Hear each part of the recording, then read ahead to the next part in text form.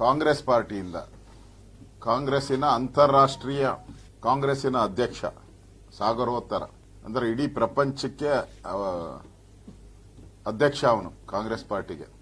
ಖರ್ಗೆ ಅವರು ಭಾರತಕ್ಕೆ ಮಾತ್ರ ಅಧ್ಯಕ್ಷರು, ಸ್ಮಾಲ್ ಪೀಸ್ ಅದು ಅವ್ರ ಲೆಕ್ಕದಲ್ಲಿ, ಕಾಂಗ್ರೆಸ್ ಲೆಕ್ಕದಲ್ಲಿ ಸಣ್ಣ ಒಂದು ಇದು.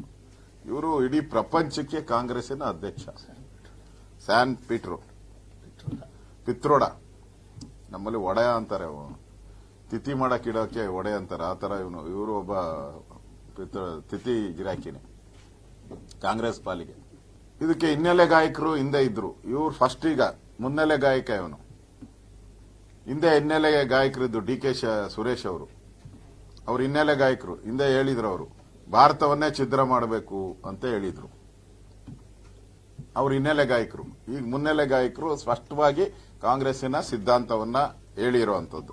ಕಾಂಗ್ರೆಸ್ ಭಾಗ್ಯಗಳ ಎಕ್ಸ್ಪರ್ಟ್ಗಳು.